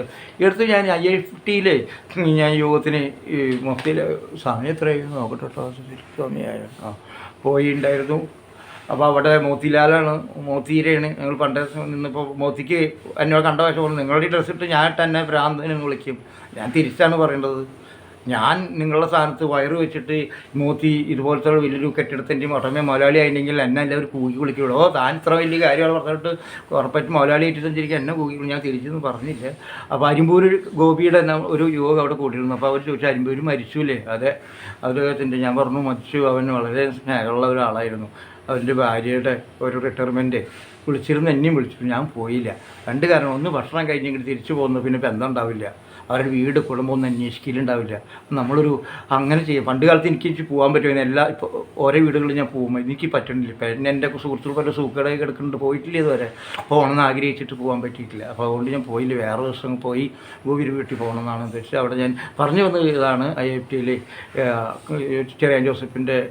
ചെറിയാൻ ജോസഫിൻ്റെ ഫിലിം ഫെസ്റ്റിവൽ എന്നാണ് പറയാൻ ഉദ്ദേശിക്കുന്നത്. ഞങ്ങളെല്ലാം കൂടുതലുണ്ടെങ്കിൽ നമ്മൾ അതിൽ കേരളത്തിലത്തെ രാജവേഷം എന്ന് തോന്നുന്നു, അദ്ദേഹം കൊട്ടകം നടത്തുന്നുണ്ട്. എനിക്ക് വളരെ ഇഷ്ടപ്പെട്ടു. അദ്ദേഹം പറഞ്ഞു അദ്ദേഹം ഒരൊറ്റ പൈസ മേടിക്കുന്നില്ല, എല്ലാ പരിപാടിയും അദ്ദേഹം ചെയ്യുന്നത്. ഈ പ്രിൻ്റ് അടിക്കാനുള്ള കാശ് മാത്രം തന്നാൽ മതി. എത്രയോ കൊല്ലങ്ങളായി നടത്തും. ഞാൻ അദ്ദേഹത്തെ കൈകൊടുത്തു. നിങ്ങളെപ്പോലുള്ള അധ്യാപകർ വളർച്ചയൊരുക്കാണ് കിട്ടാൻ വേണ്ടി മാത്രം നിൽക്കുന്ന അധ്യാപക സമൂഹം വർദ്ധിച്ചു വരുന്നു എന്നാണ് ഞാൻ കാണുന്നതെന്ന് പറഞ്ഞ് ഞാൻ പത്രത്തിൽ നിന്ന് തിരിച്ചു വരികയാണ്. ജാഗ്രത വേണമെന്ന് ഇടതുപക്ഷ കൂട്ടായ്മ പറഞ്ഞിരിക്കുന്നു. കേജ്രിവാൾ ജയിലിൽ പോകുന്ന ഒരു ചൈനയുടെ പേരകം ചന്നലിൽ ഇറങ്ങി കഴിഞ്ഞാൽ അത് വലിയൊരു വാർത്തയാകും. എനിക്ക് പിൻഭാഗത്ത് കണ്ടത് പോലീസായത് ഒരു ആളുടെ കാര്യം. പോലീസ് കോവിഡ് കാലത്ത് പോലീസ് സേനയിൽ വെച്ച് മരിച്ച VK അജിത്തിൻ്റെ മകൻ അച്ഛൻ്റെ ആഗ്രഹം പൂവണിഞ്ഞുകൊണ്ട് പോലീസുകാരനായി അമ്മ തൊപ്പി വെച്ച് കൊടുക്കുന്ന ഒരു രംഗം വളരെ സന്തോഷകരമായി തോന്നി. സിദ്ധാർത്ഥൻ്റെ ജാമ്യം കിട്ടിയെന്നാണ്. നമ്മുടെ സഞ്ജു സാംസൺ ഭാര്യ എഴുതി തള്ളാൻ പറ്റത്തുള്ള ആളായി മാറിയിട്ടുണ്ട്. പക്ഷേ രാജസ്ഥാൻ്റെ കപ്പടിക്കാൻ പറ്റില്ല. എനിക്ക് വലിയ ആഗ്രഹം ഉണ്ടായിരുന്നു നല്ല വിജയിക്കണമെന്ന്. പക്ഷേ ഇപ്പോൾ ഇന്ത്യ ടീമിൽ വന്നിട്ടുണ്ട്. കളി അത്ര ആളുടെ ഉഗ്രനായിട്ടില്ല. ഒരു സ്റ്റെബിലിറ്റി ആളുടെ ഒരു പ്രശ്നമുണ്ട്. അതും ഈ പ്രാവശ്യത്തിൽ ചെയ്തില്ലെങ്കിൽ പിന്നെ ഭയങ്കര ബുദ്ധിമുട്ടാവും. സജനയും ആശയും ക്രിക്കറ്റ് ടീമിൽ വന്നിട്ടുണ്ട്. പ്രജ്ഞാനന്ദൻ്റെ കാര്യമാണ് ഏറ്റവും വലിയ നമുക്ക് സന്തോഷകരമായിരുന്നത്. കണ്ടാൽ നമുക്ക് അല്ല ഇന്നത്തെ നിലവിലിരിക്കുന്ന സൗന്ദര്യത്തിൻ്റെ രീതിയിൽ പ്രജ്ഞാനന്ദ എല്ലാവരും അമ്മയായിരുന്നു. പക്ഷേ ഏറ്റവും ഗംഭീര അവൻ്റെ വൈശാലി അതിൻ്റെ സഹോദരിയാണ്. ഇപ്പോൾ കാൾസനെ തോൽപ്പിച്ചിരിക്കുന്നു. അതുപോലെ തന്നെ കരുവാനയെ വീഴ്ത്തിയിരിക്കുന്നു എന്നാണ്. വൈശാലി 1ാമതായി നിൽക്കുന്നു. കേൾക്കുമ്പോൾ തന്നെ നമുക്കൊരു സന്തോഷം. ആ അമ്മയുടെ സന്തോഷം എന്നാൽ അമ്മയെ കെട്ടിപ്പിടിക്കുന്നു. അങ്ങനെ ഉള്ള ഒരു സന്തോഷം കൂടി നമുക്ക് ഇതിലേക്ക് കാണുന്നുണ്ട് പത്രം വായിക്കുമ്പോൾ. അതുപോലെ തന്നെ സ്കൂൾ തുറന്ന എല്ലാവരും ഉത്സവങ്ങൾ നടത്തുന്നുണ്ട്. പലയിടത്തും അത് ഗംഭീരമായിട്ടാണ് കാണുന്നത്. സന്തോഷകരമായിട്ടുള്ളൊരു കാര്യം തന്നെ. എന്നും മരണത്തിൻ്റെ വാർത്തകളിലേക്ക് ഞാൻ ഇങ്ങനെ പതുക്കിടുന്നു. ഇന്നലെ 2 ദിവസം മുമ്പാണ് കുട്ടികൾക്ക് പാറമടയിൽ 2 കുട്ടികൾ ചേട്ടൻ്റെ അനിയൻ്റെ മക്കൾ മരിച്ചത് കണ്ട്. ചില കൊലപാതകവും നമ്മുടെ നാട്ടിൽ സാഹചര്യമായിരിക്കും. ഇതിനിടയ്ക്ക് കോൺഗ്രസ് നേതാക്കൾ ഈ കരുണാകര ഭവൻ സംഭാവന പിരിക്കാറുണ്ട്. 7 കോടി പിരിച്ച് കാണാനില്ല എന്നാണ് പറയുന്നത്. CPMൻ്റെ ഒരു ഗുണം എന്ന് വെച്ചിട്ടുണ്ടെങ്കിൽ സംഭാവന പിരിച്ച് അവിടെ കാണുന്നുള്ളതാണ്. ചിലരൊക്കെ മുക്കുന്ന ആളുകളുണ്ട് ഇതിൻ്റെ ഉള്ളിൽ. പോക്കറ്റ് വീഡിയോ വെക്കുന്നവരൊക്കെ ഉണ്ടാവും. ഇപ്പോൾ ഈ പലയിടത്തും സസ്പെൻഷൻ കിട്ടിയിട്ടുണ്ട്. എന്നാൽ പോലും കോൺഗ്രസിനെ പോലെ കാര്യമില്ല. അതുപോലെ ആവും കുറച്ച് കഴിയുമ്പോൾ. ഇത് തിരുത്തിയില്ലെങ്കിൽ ശുദ്ധ ബിലീസുകൾ ഇതിൻ്റെ ഉള്ളിലൊക്കെ ഉണ്ട്. എല്ലാ പാർട്ടിയിലും ഉണ്ടാവും, തീർച്ചയായിട്ടും ഉണ്ടാവും. ഇവിടെ കോൺഗ്രസ് നേതാക്കൾ ഇപ്പോൾ കരുണാകര ഭവൻ വീണ്ടും പണിയാൻ പോവുകയാണ്. കാശ് പിരിക്കുന്ന പഴയ കാശ് എവിടെയെന്നാണ് നമ്മുടെ പൽപ്പഞ്ച ചോദിക്കുന്നതെന്ന് പറയുന്നത്. എന്തായാലും അത് ഇനി ഇത് നടപ്പാവുമെന്നറിയില്ല. ആ കാശൊക്കെ എവിടെ പോകുന്നുള്ളത് കോൺഗ്രസ് ആയതുകൊണ്ട് നമുക്ക് തീർച്ചയായും പറയാൻ സാധിക്കില്ല. ഇത് കോൺഗ്രസിനെ മാത്രം കുറ്റം പറയുന്ന ഒരു കാര്യമല്ല. എല്ലാ സ്ഥലത്തും ഇത് തന്നെയാണ്. സാമ്പത്തിക കാര്യങ്ങൾ ഇടപെടുന്ന ആളുകളെല്ലാം ഈ തരത്തിലേക്ക് നമുക്ക് ബുദ്ധിമുട്ട് വിശ്വസിക്കാൻ പറ്റാത്ത എവിടെ പോയാലും. ഞാൻ ഈ അടുത്ത കാലത്ത് ഞാൻ ആദ്യമേ പറഞ്ഞിട്ടുണ്ട്, ഞങ്ങളൊരു നാളികേര സംഘം ഉണ്ടാക്കി, അതെല്ലാം വലുതാക്കി വിജയിച്ചു പോയി. അത് പിന്നീട് എന്തുണ്ടായി വെച്ചാൽ അദ്ദേഹത്തിൻ്റെ മാത്രമായിട്ട് ഒതുങ്ങി പോവുകയും ചെയ്തു. 2 പ്രാവശ്യം തീ കത്തിയെന്നാണ് കേൾക്കുന്നത്. പലരും പറഞ്ഞു കത്തിച്ചാണെന്ന് പറഞ്ഞു. കാര്യം ആരെ കത്തിച്ചേ എന്താ കത്തിച്ചേ എന്നൊന്നും പറയാൻ പറ്റാത്തൊരു സാഹചര്യമാണ്. നമ്മൾ പലപ്പോഴും കൂടെ നിൽക്കുന്നവർ മോശമാവുന്ന ഒരു അവസ്ഥയിലേക്ക് കടന്നു പോവുകയാണ്. എന്തായാലും പെട്ടെന്ന് പോകുന്ന നമ്മുടെ ഈ അടുത്താണ് പെൺകുട്ടികളെ കാണാണ്ടായി. ഈ അടുത്ത കാലത്താണ് പെൺകുട്ടികളെ കാണാണ്ടൊക്കെ ആ കുട്ടിയെ കിട്ടി. പക്ഷേ ലൈംഗികമായി പീഡിപ്പിച്ചു എന്നാണ് ഞാൻ കേൾക്കുന്നത്. കൊലപാതകങ്ങൾക്കും പുറമെ വരുന്നില്ല. മദ്യമായി യുവാവ് പിടികൂടിയിരിക്കുന്നു. അതുപോലെ മയക്കുമരുന്ന് പിടികൂടുന്ന ആളുകളുടെ കാണാൻ സാധിക്കും. DFI സ്കൂൾ ക്ലീനിങ് ഡേ അത് അവർക്ക് അഭിവാദ്യം അർപ്പിക്കേണ്ടതാണ്. എല്ലാവരും അങ്ങനെ ചെയ്താൽ കുറച്ചുകൂടി ഗുണകരമായിട്ടുള്ള നിലപാടുണ്ടാവും. തൃശ്ശൂരിൻ്റെ മുഖ്യ ചക്രവാർത്തി തൃശ്ശൂരും എല്ലായിടത്തും ഈ മഴ പെയ്തപ്പോൾ ഒരുപാട് തിരുവനന്തപുരം നിന്നാണ് ഭയങ്കരമായിട്ട് കണ്ട് തോട് പോലെയാണ് ആളുകൾ വീണ് മരിക്കുന്നു കാണുന്നു. എന്തായാലും ഞാൻ ഇത് അവസാനിപ്പിക്കുന്നതിന് മുമ്പ് എല്ലാവരും ഓൾ ഐസ് ഓൺ റാഫ എന്നാണ് ഈ ലോകം എന്തുകൊണ്ടാണ് റാഫ നമ്മുടെ പലസ്തീൻ്റെ തെക്കേറ്റത്ത് കിടക്കുന്ന സ്ഥലത്താണ് എല്ലാവരും വന്നു കൂടിയിട്ടുള്ളത്. ചെറിയ സ്ഥലത്ത് ലക്ഷക്കണക്കിന് ആളുകളാണ് കൂടിയിട്ടുള്ളത്. അപ്പോൾ ഈ അവിടെ ബോംബിടില്ല എന്നാണ് പറഞ്ഞിരുന്നത്. ഇപ്പോൾ ബോംബിട്ടിരിക്കുകയാണ്. അതിന് ഇസ്രയേൽ പറഞ്ഞ അവിടുന്ന് 7 മിസൈൽ വന്നു, അതുകൊണ്ടാണ് ഇട്ടത്. സിവിലിയൻസ് 10-50 പേര് മരിച്ചിരിക്കുന്നു. ആ കൂട്ട അപകടമാണ്. ഇതിനുള്ളിൽ ഇസ്രയേൽ പറഞ്ഞു ഇതിനുള്ളിലാണ് ഹമാസ് ഒളിച്ചിരിക്കുന്നത്. ആ ഒളിച്ചിരിക്കുന്നതുകൊണ്ട് അവരെ കൊല്ലാൻ വേണ്ടി ശ്രമം നടത്തുമ്പോൾ ഇങ്ങനെ ഉണ്ടാവുന്നത് എന്ത് തന്നെയാണെങ്കിലും വളരെ ദാരുണമായിട്ടുള്ളൊരു വേണം. ഓൾ ഐസ് ഓൺ ഈ റാഫ എന്ന് പറയുമ്പോഴും നാം രണ്ട് പക്ഷത്തും നിൽക്കാതെ കൃത്യമായി നിൽക്കണം. ഈ ഇസ്രയേലിൽ നിൽക്കാൻ ഇസ്രയേൽ നശിപ്പിക്കലാണ് ഹമാസിൻ്റെ ഉദ്ദേശം എന്നും ഹമാസ് നശിപ്പിക്കലാണ് ഇസ്രയേലിൻ്റെ ഉദ്ദേശം എന്നും വരുമ്പോൾ യുദ്ധം അവസാനിക്കാൻ പോകുന്നില്ല. ഇവിടെ വെസ്റ്റ് ബാങ്കിൽ ഹമാസും പലസ്തീൻ PLO തമ്മിൽ യുദ്ധമാണെന്നാണ് ഞാൻ മനസ്സിലാക്കുന്നത്. ഇവിടെ ഇതിൻ്റെ പിന്നിൽ ഇപ്പോൾ ഹമാസ് നേരിട്ടൊന്ന് യുദ്ധം ചെയ്യണമെങ്കിൽ ഇത്രയും ജനങ്ങൾ ചാവുമായിരുന്നില്ല. ശരിക്കും ചെയ്യേണ്ടത് ഹമാസ് ചെയ്യേണ്ടത് ബന്ദികൾ വിട്ടുകൊടുത്ത് നിങ്ങൾ തോറ്റിരിക്കുന്നു എന്ന് പറയുകയാണ്, വീണ്ടും വന്നിട്ട് യുദ്ധം തുടങ്ങാവുന്നതാണ്. ജനങ്ങളെ വെച്ച് നടത്തുന്ന കളി ഈ വളരെ ബോധപൂർവം ഞാൻ മനസ്സിലാക്കുന്നത് ഒക്ടോബർ 7 നടത്തുന്ന ഇസ്രയേലിൽ നടത്തിയിട്ടുള്ള കടന്നുകയറ്റത്തിൽ ഒരു പെൺകുട്ടിയെ ബലാത്സംഗം ചെയ്ത് കൊന്നത് വീഡിയോ ഹമാസാണ് പുറത്തുവിട്ടത്. അങ്ങനെ 1200 പേര് മരിച്ചു. ഇതിലാണ് 50 കൊല്ലത്തിന് ശേഷം ഇത്ര രീതിയിൽ കടന്നാക്രമണം ഇസ്രയേൽ. അതുകൊണ്ട് എനിക്ക് പണ്ടത്തെ പോലെ ഇസ്രയേലിനെ കുറ്റം പറയാൻ സാധിക്കുന്നില്ല. പക്ഷേ ഇത് ഇവിടെയുള്ള ഏത് ശക്തി UN കഴിവില്ല. US ഇറാഖിലെ സദാം ഹുസൈനെ കൊല്ലാൻ വേണ്ടി സൂത്രമൊപ്പിച്ചാണ് ലക്ഷക്കണക്കിന് ആളുകൾ കൂട്ടക്കുരുതി കൊടുത്താണ് റഷ്യ. യുക്രൈനിലും അതുപോലെ രാജ്യങ്ങളിൽ റഷ്യ US അതുപോലെ തന്നെ റഷ്യ യുക്രൈനിൽ കടന്നാക്രമണം നടന്നവരാണ് ഈ സമാനത്തെക്കുറിച്ച് പറഞ്ഞത്. ഇത് തട്ടിപ്പാണ് പലപ്പോഴും ഉണ്ടാകുന്നത്. ഈജിപ്തും ഇറാനും ഖത്തറും ഒക്കെ കൂടി പ്രോത്സാഹിപ്പിച്ചുകൊണ്ടാണ് ഈ പ്രശ്നം നടക്കുന്നത്. പാവപ്പെട്ട പലസ്തീൻ ജനതയാണ് അവരുടെ കുഞ്ഞുങ്ങളുടെ കരച്ചിലിന് മുന്നിൽ, അവരുടെ വേദനയ്ക്ക് മുമ്പിൽ അമ്മയോടെ മാറത്തടിച്ച് കരയുന്ന ആ വേദനാജനകമായ മനുഷ്യൻ നിലയ്ക്കാണ്. അവർ മുസ്ലിമാണോ ഹിന്ദുവാണെന്ന് നിലയ്ക്കല്ല, ക്രിസ്ത്യാനിയാണെന്ന് നിലയ്ക്കല്ല നമ്മൾ നോക്കേണ്ടത്. ഈ മാനവികത നിലനിർത്താൻ വേണ്ടി യുദ്ധം അവസാനിപ്പിക്കേണ്ട, 2 രാഷ്ട്രം നിലവിൽ വരേണ്ടതാണ്. തീവ്രവാദത്തെ മനുഷ്യരെ പുറംചട്ടയായിട്ട് പടച്ചട്ടയായിട്ട് ഉപയോഗിക്കുന്ന ഈ കാടത്തത്തിനെതിരെ എതിർക്കപ്പെടേണ്ടതാണ്. നമ്മുടെ നാട്ടിലും അതിന് ഈ ഒറ്റപ്പെട്ട് ഇപ്പോൾ ഇസ്രയേലിനെ ആക്രമിച്ചപ്പോൾ അത് പറഞ്ഞു ഇസ്രയേലിൻ്റെ എല്ലാവിധ പാളിച്ചകളായി, തോൽവിയായി, പരാജയമായി, അങ്ങനെ വേണം ഇങ്ങനെ വേണം എന്ന് പറഞ്ഞ ആളുകൾ മിണ്ടാതിയായി. ഇപ്പോൾ ഓൾ ഐസ് ഓൺ റാഫ എന്ന് പറയുന്നതിൽ ഇത്തരം ആളുകളുടെ ഐക്യദാർഢ്യം കാപട്യമാണെന്നാണ്. വാസ്തവത്തിൽ ഇത് തെറ്റായ രീതിയാണ്. ഇസ്രയേലും ചിന്തിക്കണം, നമ്മൾ ഹമാസിനെ തോൽപ്പിക്കാൻ നിരപരാധികളായ മനുഷ്യക്കുട്ടികളെ കുരുതി കൊടുത്ത് നമ്മന്മാർ കുരുതി കൊടുക്കുന്നത് ഇനിയെങ്കിലും അവസാനിപ്പിച്ച് ബന്ദികളെ വിമോചിപ്പിച്ചുകൊണ്ട് യുദ്ധം അവസാനിപ്പിക്കണം എന്ന് മാത്രം പറഞ്ഞുകൊണ്ട് എൻ്റെ വാക്ക് അവസാനിപ്പിക്കുന്നു. നന്ദി, നമസ്കാരം.